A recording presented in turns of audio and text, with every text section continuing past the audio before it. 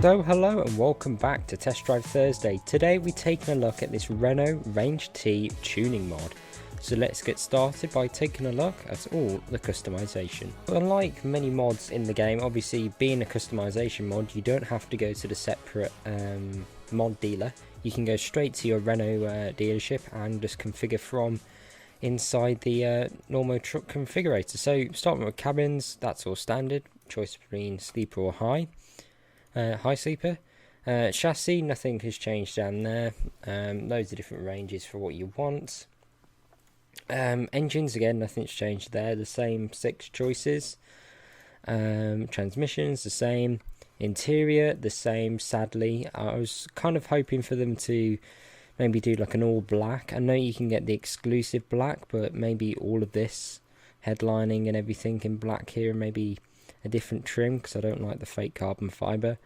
But yeah, it's not too bad on the interior. It's really good quality, being the latest SES stuff.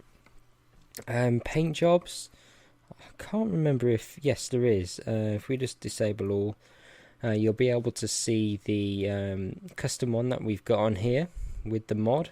Really kind of nice with this olive sort of colour. But if we play around with this a sec, I mean, look at that. There's purple in there from somewhere. Yeah, you can make some really cool, interesting designs on there. I do like that.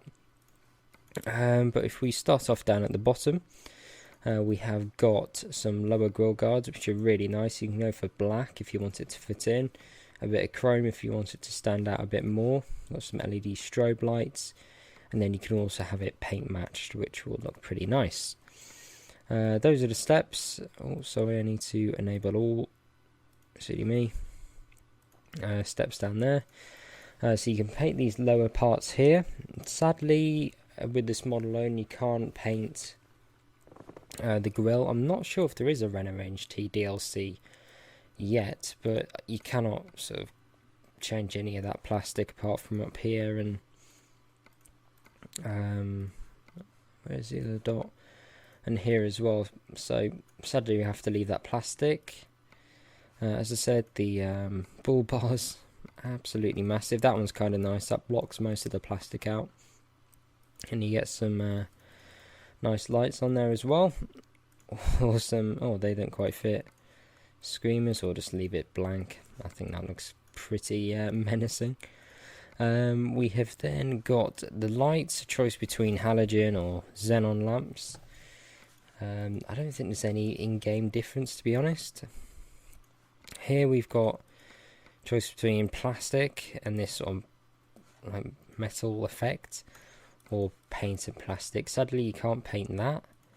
You can paint the surround for the steps and the back wheel arch here, but you can't do anything about this, which is a bit annoying. Door handle, nothing's changed really there. You can go for a sort of gloss black mirror, which does look kind of nice, to be honest, a bit of contrast. You can also have some sort of chrome pieces on the end of that if you wish. I do like the gloss black actually. You can have the window surround painted opposed to just normal plastic, which is quite nice, and also a stone guard, which is colour coded, again really nice. We have then got, whoa, that is a crazy sun visor. Some LEDs on there. You can then choose between a red or black badge, depending on your colour scheme. Then got the side deflectors. Now you can paint the air filter, so that fits in a lot better opposed to the plastic. That must take quite a bit of time to get that looking right, if it was painted in real life. Then paint that little bit of plastic up there. Again, that looks a lot better. We have got the front mirror, which clips in. That's not very good. We've got the side mirror, paint that gloss black. We have then, going up to the roof, we have got some gloss black roof bars, chrome or painted. I think painted looks best. And you get all your lights and lights accessories, whatever you have installed. You've got a beacon on there, but you'd have to remove the... Oh no, you don't. You can go for them and don't need to remove the light bar, and then you got the big deflector on the back. Moving around the back, you can change the mud flaps, but they seem to clip in quite well, do they? Yeah, I think they do clip in a bit, and I don't really like the writing, to be honest. It looks a bit weird. Right, here we have got the rear fender, according to this. So you got is that the battery box? I'm not too sure. Have that gloss black if you want. I think. Oh, you can go for Volvo lights as well. I guess you can paint that. Looks a bit odd. I think that fits. You've also got the green carrying over, which is really smart. We have, oh no, there we go. And we have then got, did I miss a dot there? No, I don't think so. We then got the side skirts. Again, with this skin, it works really well. You can see the difference on this side. Obviously, you probably want to go for paint with this skin. But apart from the wheels, that looks pretty good. On the interior, you can't do anything about the wheel or anything. What else can we do? Nothing much over standard, I don't believe.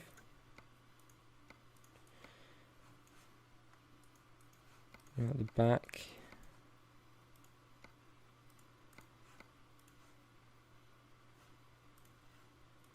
Yeah, so nothing really on the interior, it's mainly just the exterior. Especially with this skin, it does make it a lot more interesting. So now I'm going to meet you outside once I've configured this truck to my spec. Okay then, so here we are, all fully configured. Now, in my opinion, this is probably one of the best spec trucks I've done all year. I think all of these sort of white pinstriping, matching the sort of silver surrounding the wheels, the dark blue paint, that's really deep in some areas, and then you got the high spots of the it just looks really good. If only you could paint the plastic parts, that would just finish it off really well. But yeah, I'm really happy with this. On the interior, I went for the sort of exclusive leather, so the brown leather. I think that works really well with the exterior, as you can see. But yeah, very happy with that, and all the gloss black parts as well. So if we turn this thing on, standard sort of Range T in here, nothing's really changed. Went for the most powerful engine, I believe 520. I think it says on the side as well. Yeah, 520. So if we put it in gear, went for the 6-speed, we should be able to depart. Now, from what I remember from testing the truck before, because it has probably been maybe, I don't know, a couple of months since I've driven this truck. From what I remember, I didn't like the sort of engine note, but it felt like a very smooth truck. And straight away, I mean, it's not massively quick. I think that's another thing I remember.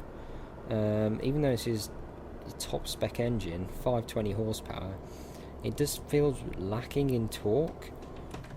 I mean, I know it's a 6-speed as well, so which doesn't help. I'm not sure why I'm braking. Apparently my brakes are on.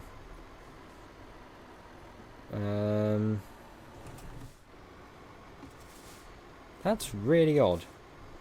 I think my G29 pedals are playing up. Yeah, well, that was weird. Yeah, we probably better drop this off fairly quickly then, if it's playing up. Hopefully we can get there. But yeah, it's what you expect, really. Not too quick. I do like the displays having the big digital speed readout. And they're fairly easy to read. I mean, they're slightly small, some of the fuel info and everything. But other than that, it's really nice, actually. I do like the brown leather. I don't like the red seat belts. That clashes really badly. Yeah, nice truck. And I do think, even though this tuning mod doesn't add loads, as I said, I'd like to see a nicer interior. It is kind of a nice package what they do with this skin, and some of the bull bars, the gloss black parts, and it does make it look really smart. I just wish some more of the plastic parts were able to be configured. Yeah, I have just stopped and the brakes have remained on. Yeah, I don't know if this G29's on the way out. You know. Right, let's drop this thing off. The mirror casings are massive on this.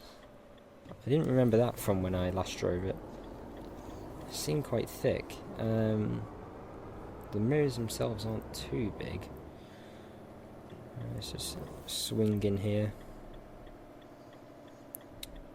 Should be fairly easy to reverse, even though this is the longest wheelbase they do, the 6x4. Spin this round, slow it up. Don't have the front mirror, if you remember. If you went for this sun visor, you couldn't fit it. Well, you could, but it would clip into the sun visor, which would bug me. I'd rather not have it clipping and not have it at all. And if it did clip, right, there we go. I think we're a bit over to the left if you're facing the truck, but it's in, so it's fine. Let's switch it off. So there we go. If you enjoyed that video, please do give me a like, subscribe for more, and hopefully I'll see you again soon. Goodbye.